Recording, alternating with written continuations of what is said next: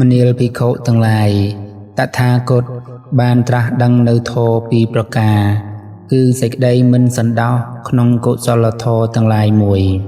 សេចក្តីមិនរួញរាក្នុងព្យាយាមមួយមនាលភិក្ខុទាំងឡាយតថាគត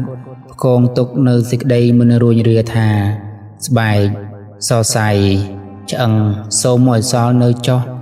សាច់និងឈាមក្នុងសរីរៈចូលហួតហែងទៅចុះគុណវិសេសណាដែលបុគ្គលគួរបានដល់ដោយកម្លាំងរបស់បុរសដោយសេចក្តីព្យាយាមរបស់បុរសដោយសេចក្តីប្រឹងប្រែងរបស់បុរសបើមិនទាន់បានដល់នៅគុណវិសេសនោះទេនឹងមិនបញ្ឈប់នៅសេចក្តីព្យាយាមទៅវិញឡើយមនាលភិក្ខុទាំងឡាយពោធិញ្ញាណនៃតថាគតបានសម្រេចហើយដោយសេចក្តីមិនប្រមាទធម៌ជាគ្រឿងក្សែមចាកយោគៈដ៏ប្រសើរ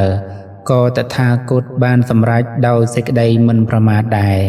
មនាលភិក្ខុទាំងឡាយបើអ្នកទាំងឡាយគប្បីផ្គងទុកនៅសេចក្តីមិនរួញរាថាស្បែកសរសៃឆ្អឹង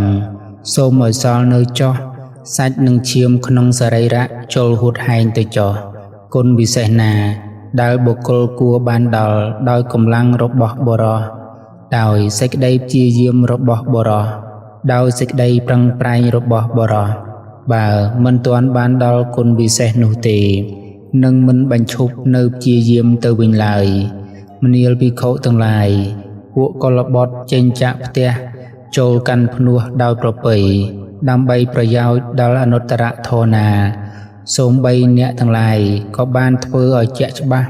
នៅអនុត្តរធម៌នោះជាទីបំផុតនៃព្រហ្មចរិយធម៌ដោយប្រាជ្ញាដ៏ដំដោយខ្លួនឯងក្នុងបច្ចុប្បន្ននេះដោយកាលមិនយូរឡើយមនាលភិក្ខុទាំងឡាយព្រោះហេតុនោះអ្នកទាំងឡាយគប្បីសិក្សាក្នុងសាសនានេះយ៉ាងនេះចុះថា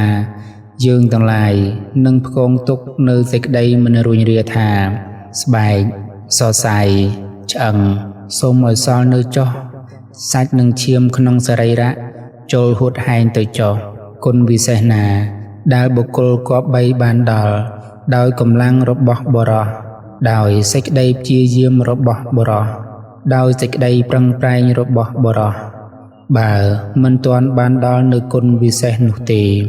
នឹងមិនបញ្ឈប់នៅព្យាយាមទៅវិញឡើយមនាលភិក្ខុទាំងឡាយអ្នកទាំងឡាយគួរសិក្សាយ៉ាងនេះ